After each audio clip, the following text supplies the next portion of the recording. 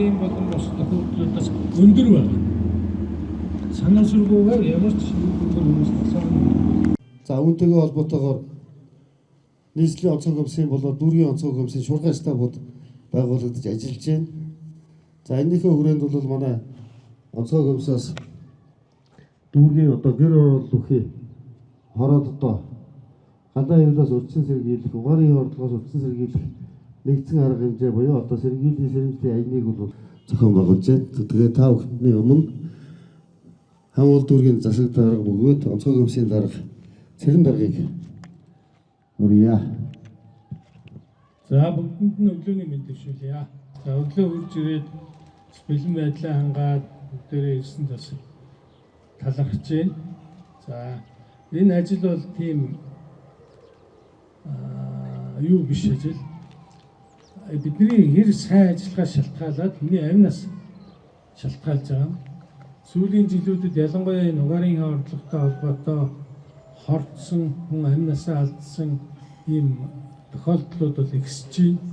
Ялангуяа энэ хаврын улиралд, намрын улиралд 9-10 сар угаарын хордлогонд орох ийм мэдээллүүд хордох, амнаасаа алдах ийм мэдээллүүд одоо маш ихээр байна. За статистик мэдээгээр бол шүү дээ.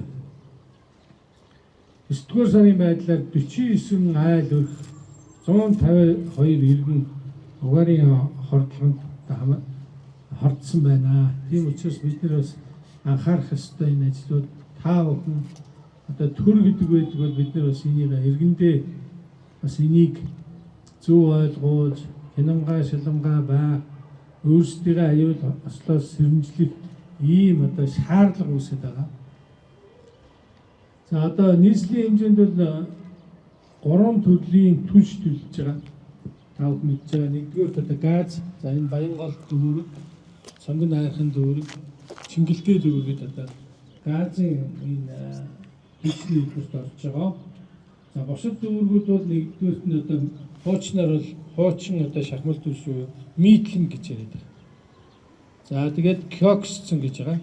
За энэ бас илүү одоо угаар гарах багтаа утаа гарах тэр үзүүлэлтүүд нь баг ийм одоо төсвүүдийг төлж байгаа. 10 сарын 1-ээс одоо цэгүүд дээр шин төлж очиж байгаа. Хамгийн сүүлийн энэ интернет төхөөрөмж 8250 тавигдаад одоо ер нь дуусч байна.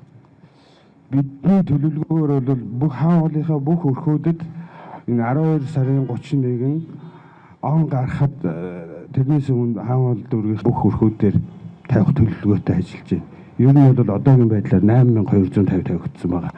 Цаашдаа бол 12 сарын 31 гэхэд бүх өрхүүдтэй тавьж дуусгах төлөвлөгөөтэй ажиллаж байгаа. Төхөөрөмж нь болох дээр үйлдвэрээсээ 3 жилийн баталгаатай зай дуустгүй. Энэний маань давуу тал нь ихлээр угаар мэдрэх чинь айгүй өндөр түвшнийх. Тэгэхээр нөгөө айл энийг байнга ажиллуулж явахад айл өрхүүд маань угаарын хийн хордлогод өртөхгүй байл гэсэн үг. Энэний маань бас давуу тал нь урдны нөгөө бөөрөнхий дугуй цагаан чинь залгууртай байсан. Тэрийг хүмүүс тогноос нь салгадаг. Мөн зайтай байсан.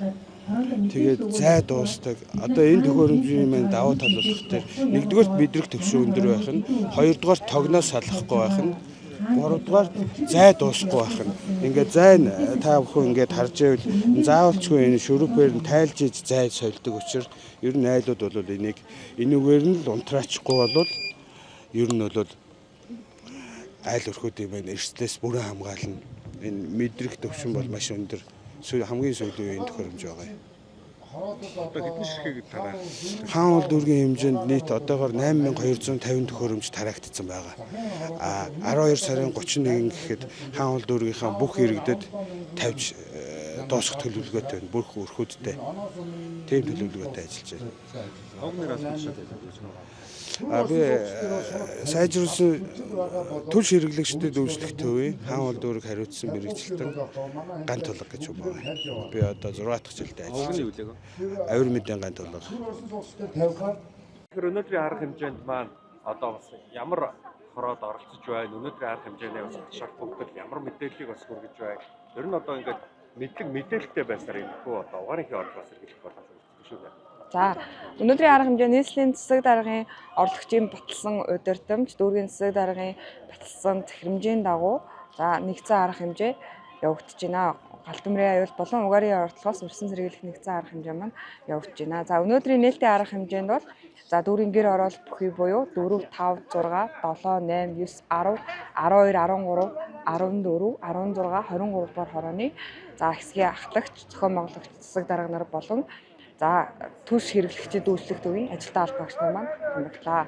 За ерөнхийдөө манай дүүргийн нутаг дэвсгэрт барилах гэр хороодыг 5, 7, 9, 10 дугаар хорооны айл өрхүүдээ буюу 3414 айл өрхөөр өнөөдрийн байдлаар орсон байна. За тухайн айл өрхүүдээс нийт 3000 гаруй зөрчлийг илрүүлэн боломжит зөрчлүүдийг газар дээр нь арилгуулan ажилласан байна.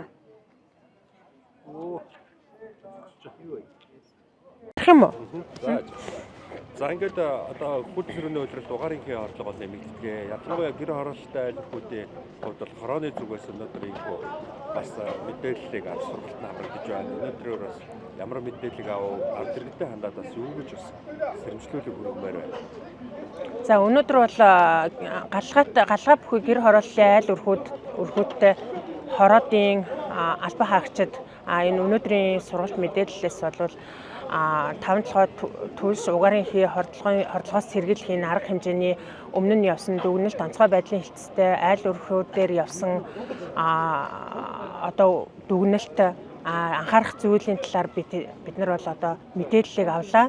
Цаашдаа одоо гэр хорооллын айл өрхүүд маань галгаа бүхий айл өрхүүд маань өөрсдөө угаарын хий хордлогоос сэргийлэхийн тулд одоо угаар мэдрэгчээ тогтмол ажилуулах өөрсдийнхөө аюулгүй байдлыг хангах мөн хариуцлагатай байх гэсэн ийм уриалгыг хэлмээр байна.